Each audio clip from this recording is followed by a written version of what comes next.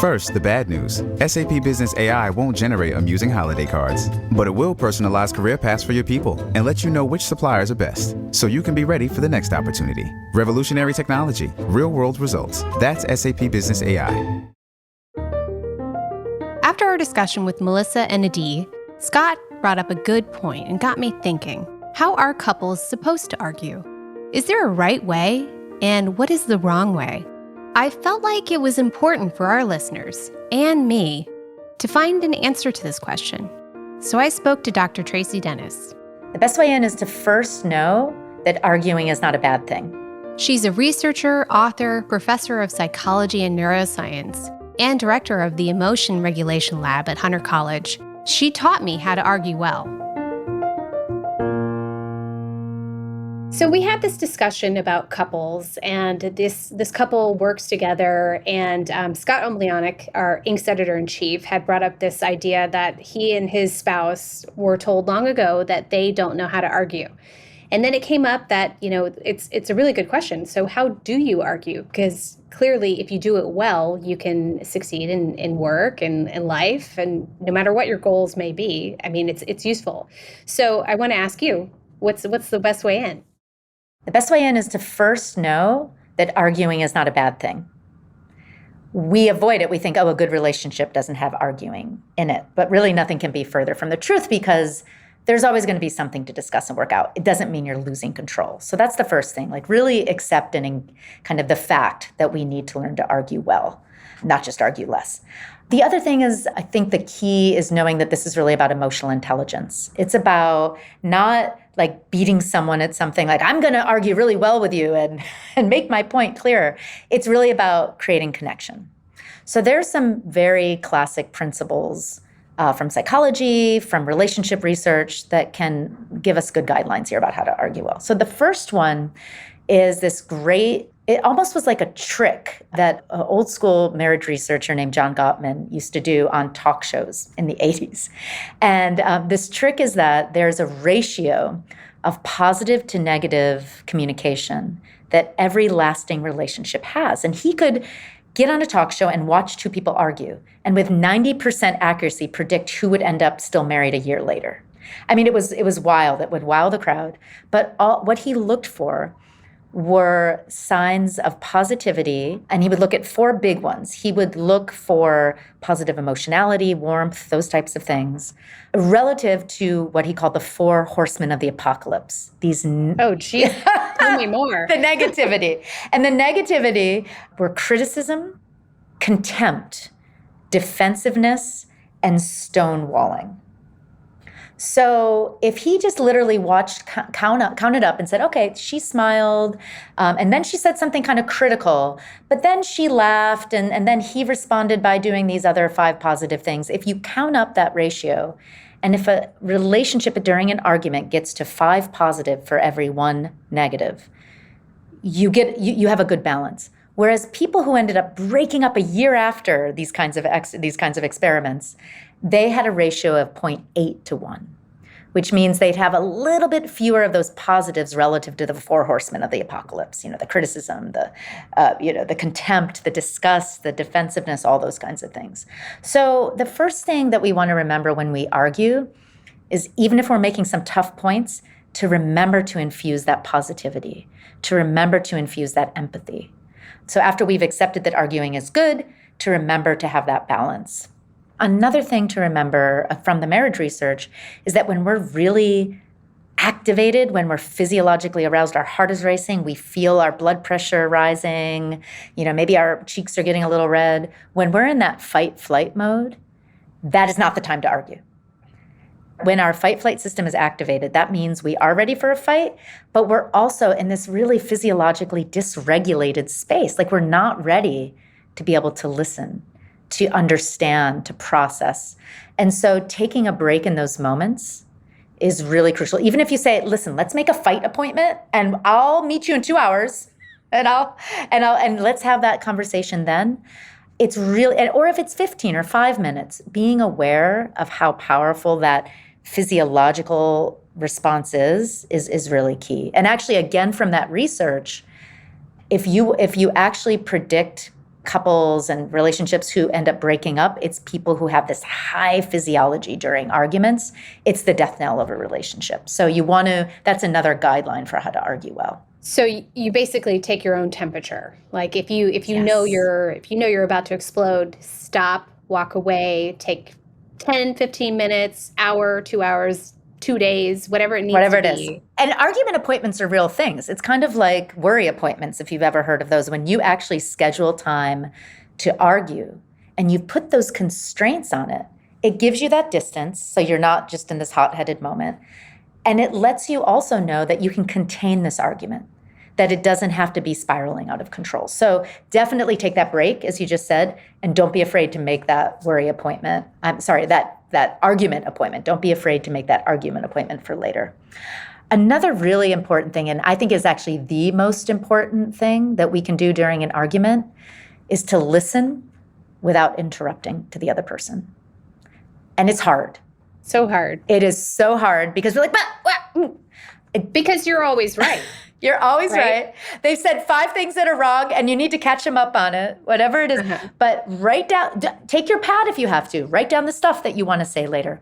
Listen without interrupting. It is the single most powerful thing that we can do during an argument because it allows us to create that give and take, optimal relationship experience that then gives us that extra strength to have our love and empathy come to the fore.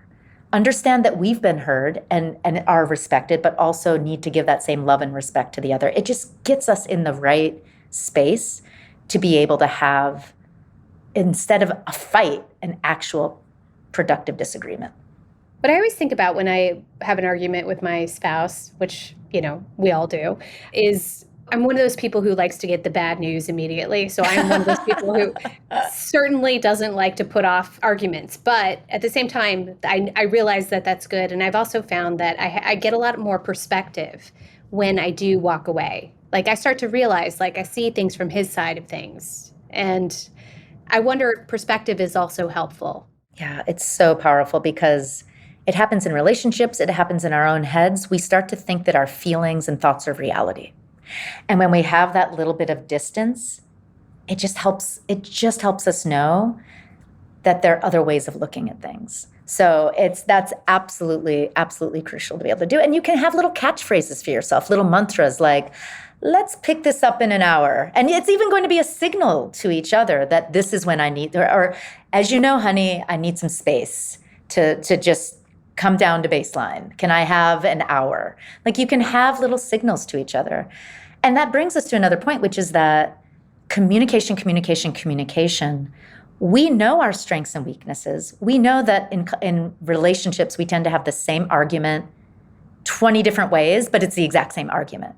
So when we can start calling out those patterns, when we can say, okay, here's the 8 p.m. argument, that argument we always have at the end of the day, when we're just trying to settle down, and you can start getting in front of it and start problem solving before it goes into these automatic pilot recriminations, saying the same thing over and over again. It just, when you see the patterns, you call it out, you have your catchphrases, you have these little signals to each other, you can disrupt that cycle. I was going to ask you, so how do you avoid the big blowups? It's like anything. It's like if your child is about to have, children who are in the midst of a meltdown and are like, have kicking and screaming, full blown, meltdown. We know that at the point it gets to the meltdown, it's too late. The only way to really help a kid not throw a fit is to get in front of it, to see the triggers. So in the same way that we know that same argument that we have over and over again, we do know the things that trigger that argument. It's when, my husband dropped the ball on that tiny thing, but it's like, he does it every time. And it just gets you, it starts the cycle again. So when we can identify those triggers before it becomes a blowout, when we can see, like, what is the story of our fights, those ones that we have over and over again, you can start to get in front of it. And if you do, unfortunately, have a blowout, which we all are going to have, just know that you can do repair. That one of the most powerful things you can do is to go back and say, hey, I really messed up. To apologize, not in the way you like to apologize, but in the way you know your partner can hear an apology that makes a difference to them. Being able to do those repairs is another huge predictor of successful relationships. So it's not the number of fights, it's the number of repairs that predicts a relationship's ability to survive and thrive. And what's also kind of cool is when you think about, like, you're in this situation, we're talking about couples who work together. So you're in the business, you're not just arguing at home over dinner, you're in the business every day, you're both very passionate about what you're doing, and you get heated, but you realize that you're both very passionate about it. So you both care very deeply about this thing that you're building together. So, I mean, it's kind of a beautiful thing that you both feel such passion toward your ideas. And it's just like, how do you harness that? Like, how do you turn the bad into the good? I love that. I think that's absolutely right. I think to remember, what is the shared vision that drove us to do this incredibly hard thing of being entrepreneurs and doing it together? What is that passion? So even having, and again, it's hard to find time when you're heads down, nose to the grindstone. So to create those moments ahead of time where you say, at least once a week or once a day or whatever it is for you, we're going to have a passion powwow or a purpose powwow. What is our vision? Why are we doing this? What really matters?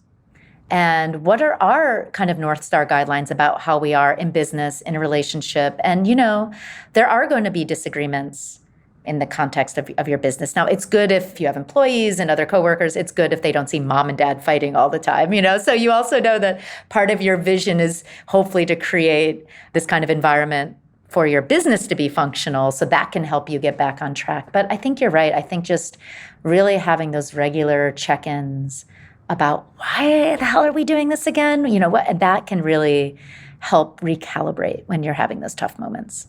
So what's a good guidepost for regular, like monthly, quarterly, annually? Oh, weekly.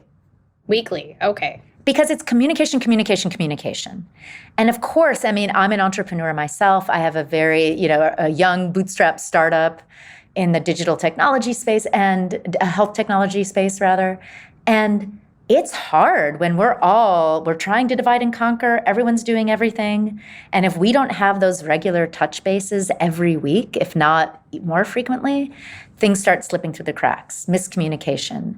We don't know. It's also harder to appreciate what the other person is doing because we're doing so much of that. I'm going to do this part and you do that part. Let's do it. And if you don't come back and tell each other about your successes and your failures, you're not going to have that opportunity to support each other. So I'd say weekly is, even if it's for 15 minutes, 30 minutes, I think it's crucial. Do you advise people to bring this sort of business conversation home or to sort of strictly leave it at the door? I don't know anyone who can just leave it at the door, honestly. So God bless for people who can. Maybe that's the perfect world, but that's not really the real world, is it? I think instead what you have to agree upon are the constraints. Because if all of your time is talking about the business, if every vacation you take is 9 to 5 talking about the business, that's not going to be a good balance for anyone. But I think it's going to mean different things to different people. A lot of people, remember, they're finding joy. It's not just work too. This is a joyful thing. So, but again, communication. Talk ahead of time about what your guardrails or guidelines are for what you do at home. And people are going to have different preferences, as you were talking about before, about argument style. The same with how much we bring our work life into our regular life. So just have that discussion and find the balance for you. Amazing. Well, thank you so much. And it's, enlightening to know that I've been arguing wrong all along. So I appreciate that. Thanks, Diana. Great talking to you. And by the way, I argue wrong probably 75%, if not more of the time. Oh, that does make me feel better. Thank you. Just do your best.